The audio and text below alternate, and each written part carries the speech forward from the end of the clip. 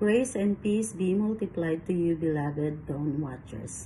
As we continue together on the 6th day of our Dawn Watch, I pray that the past 5 days have refreshed your spirit, awakened your passion, and drawn you deeper into God's presence. This morning, I believe the Lord desires to stir our hearts in very specific and powerful way, to ignite a flame of faith and obedience in the area of our giving. The message today is called On Fire in Giving and Generosity. We serve a God who gave us everything. Amen. In John 3:16 declares, For God so loved the world that he gave his one and only Son, that whoever believes in him shall not perish but have eternal life. He gave us his only Son, his very best. And because we were created in his image, we are called to reflect that same heart of giving, not just occasionally or emotionally, but with intentionality, consistency, and joy. To be on fire in giving means we don't wait until we feel comfortable or we have extra. It means our giving becomes a monthly discipline, a faith-filled response to the goodness of God, and an act of worship and surrender, no matter what our financial situation may look like. Whether you are a member, a worker, or a leader in GCI, this word is for all of us. God is calling us into a deeper partnership with him through generosity that burns bright and steady. Let me share with you word of encouragement from the Word of God that will anchor us in this calling.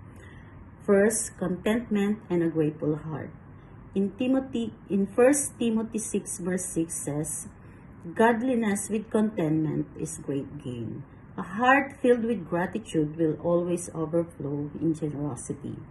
Contentment reminds us that we already have more than enough in Christ. Amen. When we stop comparing and start thanking the Lord, giving becomes a joy, not a burden. Second point is God's blessings and favor in our finances. In Deuteronomy 28 verse 11 to 12 says, The Lord will grant you abundant prosperity in the fruit of your womb, the young of your livestock, and the crops of your ground, in the land he swore to your ancestors to give you. In verse 12, the Lord will open the heavens, the storehouse of his bounty, to send rain on your land in season, and to bless all the works of your hands. You will lend to many nations that will borrow from none. When we put God first, even in our finances, he honors our obedience. He opens doors, multiplies resources, and releases favor that no man can manufacture. God responds to faith with provision. And third, stewardship and increase of faith in giving.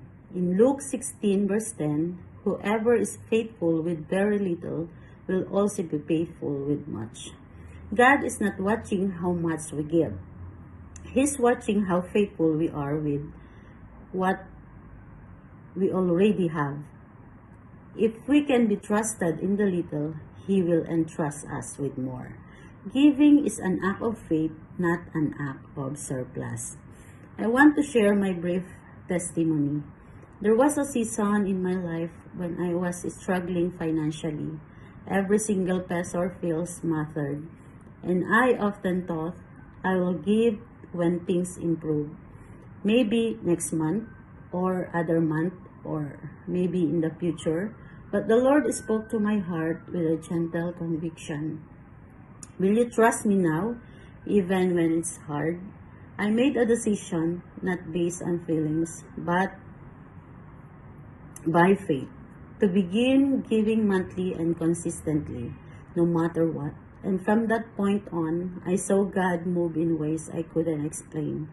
Unexpected blessings, breakthroughs, and provisions began to flow.